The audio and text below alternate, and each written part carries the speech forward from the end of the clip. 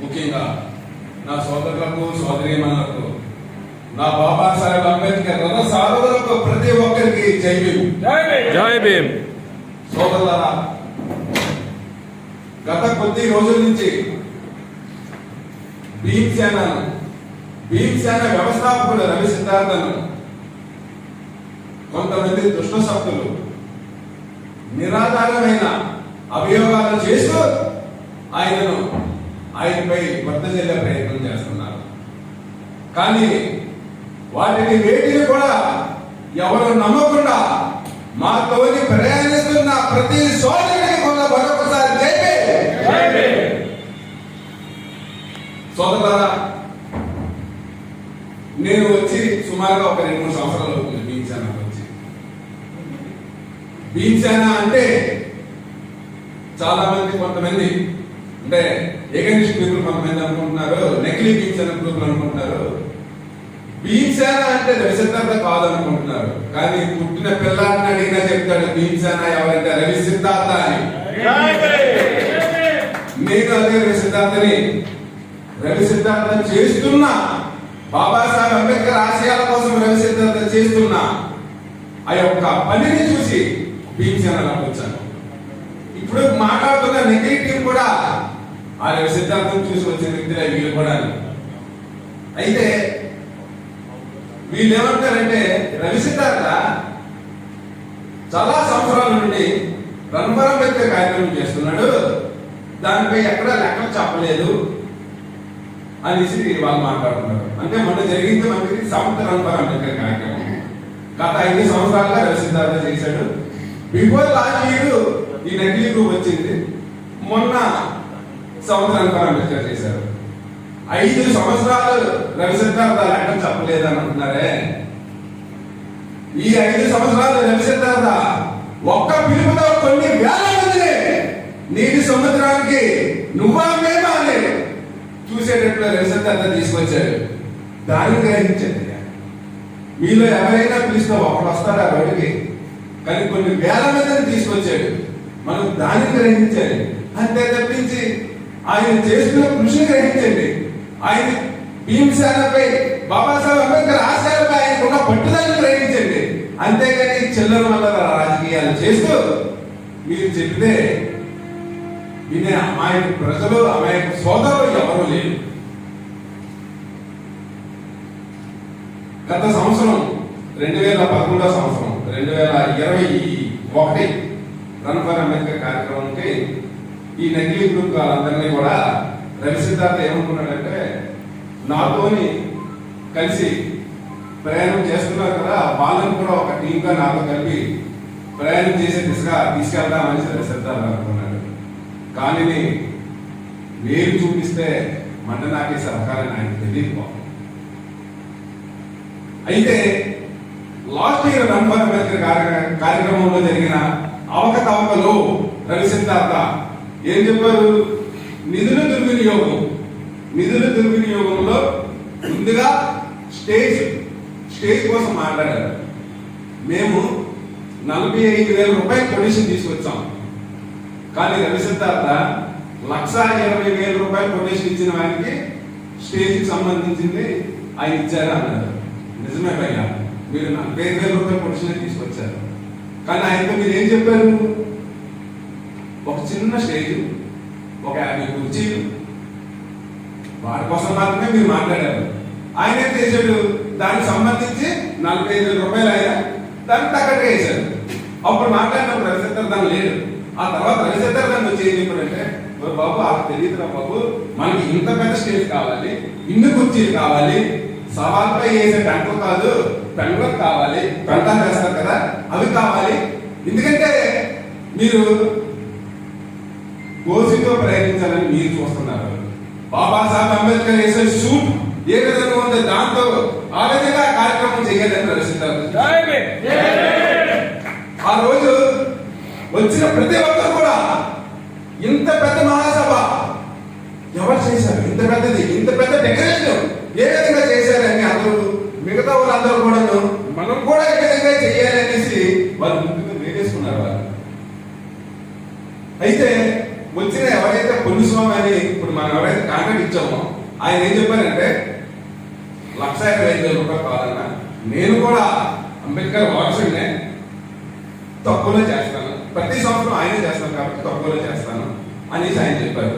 ఈ 45,000 కొటేషన్ ఇచ్చిన వ్యక్తి అయ్యో నాకు ఇంత పెద్దదే నాకు తెలీదు, నేను మళ్ళీ కొటేషన్ తీసుకొస్తానని ఆయన చెప్పారు. ఆయన మళ్ళీ తిరిగి రాలేదు. అయితే 1,20,000 కొటేషన్ ఇచ్చిన వ్యక్తికి మేము 90,000 మాత్రమే ఇచ్చాం. With sound system, generator, soundless generator. ఇంత పెద్దది చేస్తే 90,000 ఇచ్చాం. దానికి కూడా ప్రశ్నించారు. కానీ ఎప్పుడు ప్రశ్నించారు? రన్ ఫర్ అంబేద్కర్ కార్యక్రమం జరిగి ఎన్నాళ్ళైంది అంటే 90 పట్ల 6 నెలల కంటే ఏవో మొదలుతాయి కదా, ఆ విధంగా ఇప్పుడా? అలాగే ఇంకోటి దుర్వినియోగం, టీషర్ట్స్ వాటిని మాకు రవిశంకర్ దొంగ బిల్లులు వేసి చెప్పాడు, మాకు అసలైన లెక్క చెప్పలేదు అనేసి. అరే భీమసేన ఒక ఫైనాన్స్ కమిటీ ఒక వేసి, సోదరులకి తెలియదు చాలా మందికి, ఒక ఫైనాన్స్ కమిటీ వేసి ఫైనాన్స్ కమిటీలోన ప్రతిదీ కూడా ఏ విధంగా చేయాలి, ఏ విధంగా ముందుకెళ్ళాలి. అలాగే ఆ ఫైనాన్స్ కమిటీకి చెక్కు రవిసిద్ధార్థ ఒక్కరిదే సైన్ కాదు, చెక్ మీద 3 సైన్ ఉంటేనే ఆ చెక్ పాస్ అవుతుంది. అది 6 ఉన్న బ్యాంక్ అకౌంట్, అది 6లో 3 సైన్ చేస్తే సరిపోతుంది. మరి చెక్కు టీషర్ట్స్ ఆయన మనం ఇప్పుడు పంపించాం. ఫస్ట్ గా 2 లక్షల రూపాయలు చెక్కు 15-11 తారీఖు మనం పంపించాం. ఈ యొక్క ఫైనాన్స్ కమిటీ ఇది ఇచ్చింది ఆ సభ్యులే. ఎవరో రాజేంద్ర ప్రసాద్ గారు ఇప్పుడు మాట్లాడుతున్నారు కదా, ఆ రాజేంద్ర ప్రసాద్ గారు నేను కూర్చొని తయారు చేసింది ఇది ఫైనాన్స్ లెక్కలు. 15-11-2021 చెక్ ఇచ్చాం టీషర్ట్స్ కోసం. చెక్ మీద ఎవరి సైన్ ఉంది? రవిశంకర్ ఒక్కడే సైన్ ఉందా? గుడివాడ అప్పారావు గారి sign, Omkar sign, Ravishankar sign. మరి నిజంగా నిధులు దుర్వినియోగం అయ్యింది అంటే రవిశంకర్ ఒక్కడో దుర్వినియోగం చేసినట్టు కాదు. ఈ చెక్ పై 3 సైన్ చేశారు. సైన్ చేసిన చెక్ని భీమసేన అడ్వైజరీ కమిటీ ఎవరైతే ఉన్నారో వాళ్ళందరూ కూడా ఆమోదించిన తర్వాతే చెక్ పై సైన్ అయింది. అంటే ఈ నిధుల దుర్వినియోగంలో మొత్తం భీమసేన అడ్వైజరీ కమిటీ అంతా ఉన్నట్టుగా లెక్క. రవిసిద్ధార్థ ఒకటి తెలిసినారంటే రవిసిద్ధార్థ ఒక్కడు చెక్ మీద సైన్ చేసి డబ్బులు డ్రా చేశాడు అనేసి ఎవరైనా చూపిస్తే వాళ్ళకి నా తరపున ₹1,00,00,000 నేను అందిస్తాను. ఎంత? ₹1,00,00,000 ఛాలెంజ్ చేస్తున్నాను. ఎవరైనా సరే రవిశంకర్ ఒకడే చెక్ పై సైన్ చేసి నిధులు దుర్వినియోగం చేశాడు అంటే ₹1,00,00,000 నజరానా పండగ చేసుకుంటాయి. ఎవరికైనా సరే మీకే వదిలేస్తున్నా. అలాగే ఇంకోటి ఏం చెప్పారు? భీమసేన వెహికల్ ఏదైతే ఉందో ఆ వెహికల్ రవిశంకర్ ఇష్టం వచ్చినట్లు వాడేస్తున్నారు. ఒకటి చెప్తాను బ్రదర్స్, రోడ్డుపై ఒక యాక్సిడెంట్ జరిగింది. యాక్సిడెంట్ జరిగినప్పుడు 108 వచ్చిందాకా మనం అవుతామా? లేదంటే అప్పుడున్నా మనకి బైక్, ఆటో, కారో ఏదో ఒకటి ఎక్కించుకొని ముందు ఆ ప్రాణాన్ని రక్షించుకోవడానికి మనం తీసుకెళ్తాం. అంతే తప్పించి 108 వచ్చిందాకా మనం ఆగం కదా. రవిశంకర్కి అత్యవసర పనులు ఏదైనా తప్పని పరిస్థితుల్లో 1-2 సార్లు తీసుకెళ్ళాడు. అంతే తప్పించి ఆయన భార్యాపిల్లలతోనే అరకు, ఊటీ, సింగపూర్, దుబాయ్ ఇలాంటి భీమసేన వెహికల్ మీద వెళ్తే మీ దగ్గర ఆధారం ఉంటే చూపించండి, మేమందరం ప్రశ్నిస్తాం. 24 hours into 365 days ఈ సమాజం కోసం కష్టపడుతున్న వ్యక్తి ఒకరోజు వెహికల్ అత్యవసర పరిస్థితుల్లో తీసుకెళ్తే తప్ప? ఆలోచించండి. అంటే మన సమాజం కోసం పనిచేస్తున్న వ్యక్తిని ఇలా దిగజార్చే విధంగా మీరు ప్రెస్ మీట్లు పెట్టి పాపం చూస్తున్న జనాలకు తెలియదు కదా, ఇవన్నీ వీటి కోసం తెలియదు. వాళ్ళు నిజమే కావాలని కొంతమంది అనుకుంటున్నారు. ఒక ఫ్రెండ్ మనకు ఫోన్ చేశాడు, అన్న ఏంటన్నా ఏం జరుగుతుందా? నేను ఇంకా అన్న ఇది అని చెప్పబోయాను. అన్న చెప్పద్దన్నా, రవిసిద్ధార్థ పైన వాళ్ళ నమ్మకం ఉందన్నా, ఎప్పుడు ఏం చెప్పినా నేను నమ్మమన్నా అని ఒకసారి చెప్పాడు. అలాగే ఏం టైటిల్ అన్నా, నిజమే అన్న, అరచకవాదే. రాత్రి 12 గంటలకు ఫోన్ వచ్చి అయ్యా ఇక్కడ గొడవ జరుగుతుంది, మీరు రావాలంటే రాత్రి 12 గంటలకు కూడా బయలుదేరి మీకోసం బయలుదేరి వస్తున్నాడే ఆయన అరాచకవాడే. ఉదయం 7 గంటల నుంచి రాత్రి 10 గంటల వరకు కూడా పోలీస్ స్టేషన్ లో మన వాళ్ళ కోసం ఆయన పోరాటం చేస్తున్నాడే ఆయన అరాచకవాదే. మా పిల్లలను పోలీస్ స్టేషన్ లో పెట్టారు, మీరు రెడ్డి అయ్యా అంతే. డ్యూటీ మధ్యలో కూడా ఏదో చెప్పి ఆయన వెళ్తూ ఆ యొక్క ప్రాబ్లమ్స్ క్లియర్ చేస్తున్నాడే ఆయన అరాచకవాదే. మనం మాట్లాడామంటే ఆ మాటకి ఒక అర్థం ఉండాలి, అంతే తప్పించి నోరు ఉంది కదా అని ఇష్టం వచ్చినట్లు మాట్లాడి ఆ వ్యక్తిని, ఎందుకంటే ఇప్పటి వరకు సమాజంలో నాయకుడు అనేవాళ్ళు మనం ఎవరు లేరు. ఉండాలంటే అది ఒక వైజాగ్ భీమసేన రవిసిద్ధార్థ మాత్రమే. ఆ నాయకుడిని కాపాడుకోవాలనే బాధ్యత మనందరిపై ఉంది. నెగిరి భీమసేన టీం వీళ్ళు రాత్రి 7 అయితే కానీ వీళ్ళు రావాలి. డ్యూటీలు పోటీలు అయిన తర్వాత వీళ్ళు తప్పదు, ఎందుకంటే వాళ్ళ జీవనోపాధి దానికోసం. అలాగే గవర్నమెంట్ సభలు ఆదివారాలు అలాంటప్పుడు మాత్రమే వాళ్ళు వస్తారు. కానీ రవిసిద్ధార్థ అవన్నీ చూడటం, ఎప్పుడు ఎక్కడ మన వాళ్ళకి అన్యాయం జరిగిందంటే అక్కడికి చేరుకుంటాడు. అది వాళ్ళకి ఆ మధ్యన ఒకరిద్దరు నెగిటివ్ సోదరులు అన్నా ఇదంతా పంట వస్తుందన్నా ఏదో అంటే నేను జలసలు వేసుకున్నానన్నా అది సమయం తప్పించి ఈయనపై మాట నాకు తెలియదన్న, ఇప్పుడు తెలిసింది ఆ మాట ఏంటంటే.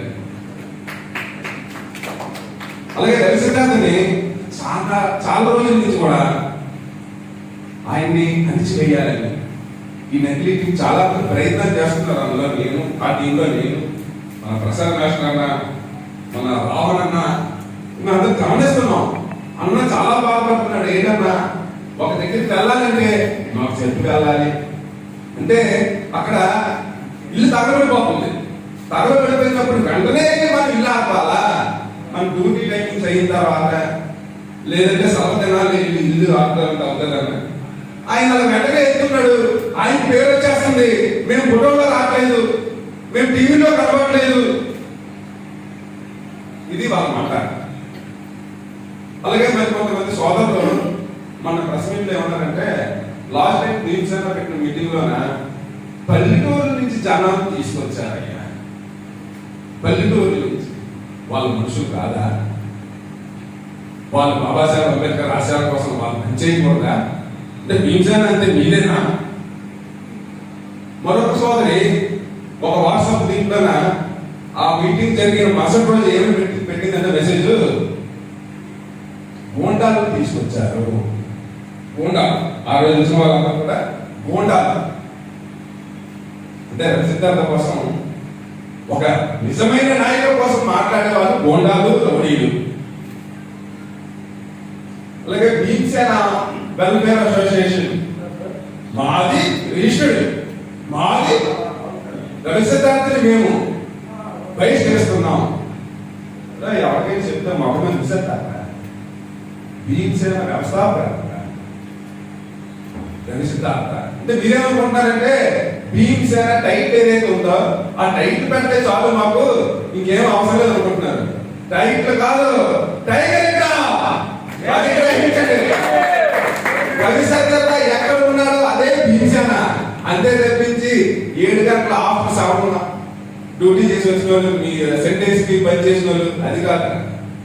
భీమసేన ఆయన భీమసేన వ్యవస్థాపకుడు. ఆయన 7 సంవత్సరాల నుంచి భీమసేన ఒక దీన్ని పెట్టి ఆయన స్థాపిస్తే ఈ రోజు నిన్నకాలం మొన్న వచ్చి మీరు భీమసేన మాది జనం చూసేస్తున్నారు బాబు మొఖాల మీద. భీమసేన మీద అంటే నీకు తెలియట్లేదేమో. ఒకసారి వాట్సాప్ ఫోన్ ఉంది కదా, ఒకసారి క్లియర్ గా కొనండి. వాళ్ళు మూసి మూలనే కనబడుతున్నాయి. కాబట్టి దయచేసి సోదరులారా ఒకటి గమనించండి, నిధుల దుర్వినియోగం జరిగిందంటే చెక్ పై సైన్ చేసిన ముగ్గురు ఎవరు? సిద్ధార్థ, ఓంకార్, గుడివాడ అప్పారావు. ప్లస్ దీనికి సపోర్ట్ గా ఓకే అని చెప్పిన అడ్వైజరీ కమిటీ ఎవరెవరు ఉన్నారు? అన్న రావణన్న, ప్రసాద్ మాస్టర్, మిగతా టీం ఎవరైతే ఉన్నారో వీళ్ళందరూ దుర్వినియోగం చేసినట్టే కదా అక్కడ తప్పించి ఆయన ఒక్కడు కాదు. ఆయన అప్పుడే చేసేటట్టు ఇందాక చెప్పాను కదా, చెక్ మీద ఆయన సైన్ ఉంది అని మీరు నిరూపిస్తే మీకు ₹1 కోటి నెలకన్నా వంటకు చేసుకొని పోయారు. జై భీమ్.